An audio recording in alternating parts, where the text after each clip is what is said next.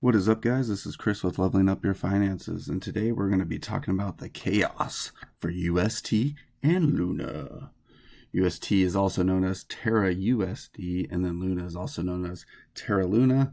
They're basically sister currencies, cryptocurrencies that are correlated together. So when once something happens to one, basically the same thing is going to happen to the other one, to make it as simple as possible. Basically, you guys all know, like last week there was a huge drop, and by huge I mean completely crashed to zero almost, for UST, and then Luna is sub cents, it's sub pennies, it's like 0.0001 I believe now pennies. Basically what happened was UST, which was one of the largest stable coins at the time in the world, it was worth about 18 billion at its peak, was hit with an attack, and basically they were just trying to break the peg. When they say that, it's basically UST is pegged to the dollar. So if the dollar's a dollar, UST should be a dollar. It can fluctuate a little bit like pennies here and there. However, it's basically going to stay right around that dollar. That's the whole point. That's why it's stable. From what we can see, obviously the attack worked. The stablecoin peg broke from $1 down to 64 cents, which is not very stable. I appreciate their humor here. And for most of the day before bouncing back to about 90 cents. Luna UST have been a star performer over the past year in crypto. If anyone, you've all probably already heard of it long before this. So UNA was up as almost 25 times in the past year, and then UST became one of the top 5 largest stable coins in the world. But all along, we all wondered, what happens if there's a bank run? Will it go into the death spiral? Honestly, I never thought about that because I'm not smart enough to think about things like that. That's why you should never take financial advice from an idiot on YouTube. So we'll just get on with the story. And why does this story matter? Here's 3 reasons. Stablecoins are meant to always stay around $1. That's the whole point. That's why they're pegged to the dollar, to be $1. Again, minor fluctuations in pennies is normal, but when it goes down to like something like 90, 80, 70, and then down to 64 cents, that's actually devastation, nuclear bomb for the project. And that's exactly what happened. This does hurt everybody to defend the peg, because to do that, you have to have other assets behind it. So investors who had or wanted to back it had to have 1 billion plus in other collaterals, which was Bitcoin and Ethereum at the time, and they had to sell it to try to like stabilize it and get it back to that peg level. So this also hurts Bitcoin and Ethereum, and then puts pressure to sell, because when they sell all that to go back and cover, again, the price drops for Bitcoin and Ethereum, and that just kind of messes it all up for everyone else as well. This also breaks trust.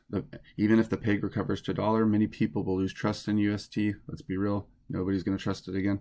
I know they're trying to do some redistribution, and if that happens, maybe, but even then it'll be a long time before it can recover ever, if possible.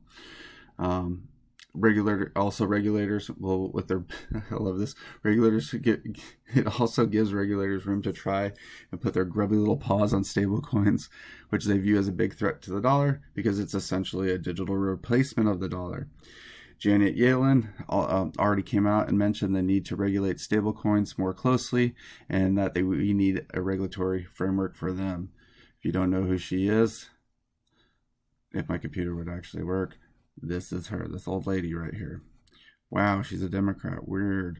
Okay, she's an economist and an educator, serving as the 78th U.S. Secretary of Treasury. So just in case you didn't know, that's who she is. Go look at her Wikipedia. You guys know it's true. It's on Wikipedia. So what really triggered this bank run? Okay, so this is just the assumptions as of now. Again, this was about a week ago. It's all conspiracies. There's some stuff we know, which we'll get to down here, but this is what we think. This was a coordinated attack. The attacker is likely Citadel, and we all know and love Citadel. If you guys do not know who Citadel, remember, these were the whales that for the whole GameStop thing on Reddit, where it was trying to save the hedge funds against the Reddit GameStop short squeeze. You remember those guys? So they're closely tied with Robinhood and that whole conspiracy where Robinhood stopped halted trades because they're trying to protect Citadel, one of their biggest investors. Again, Citadel is one of the world's biggest market makers, and then in 2020 alone, they made 6.7 bill and another 4.1 bill in EBITDA, and this is without any outside capital. for that year. So this is, what is it, estimated, earnings before, and I can't remember what that is, taxes, depreciation, and amortization. But that's basically what it is. Screw it, let's go look what it is. There you go, and earnings before interest, tax, depreciation, and amortization. So that's what it is. Here's a play-by-play what went down. This is what they think happened. So you can kind of prove this one. I've seen this before, but you can't really prove it. This is more like the assumptions of what was going on.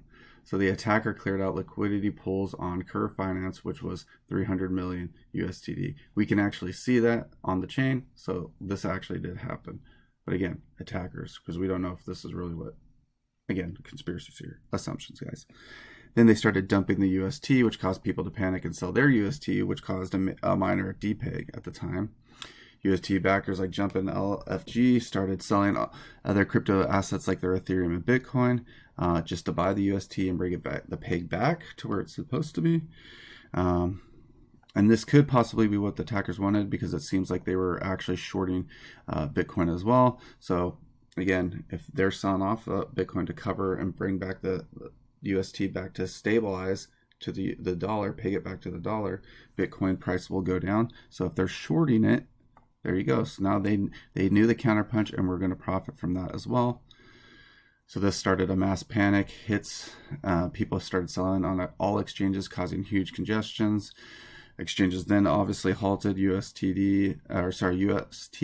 and Luna trades until things could stabilize. So this was on Friday when basically all the exchanges just stopped doing it. I think Binance was the big one, but then obviously this caused even more panic, and then more people withdrawing even more UST from Anchor, and this caused the bank run for protocol. Over 50% of all funds were withdrawn in a span of 48 hours.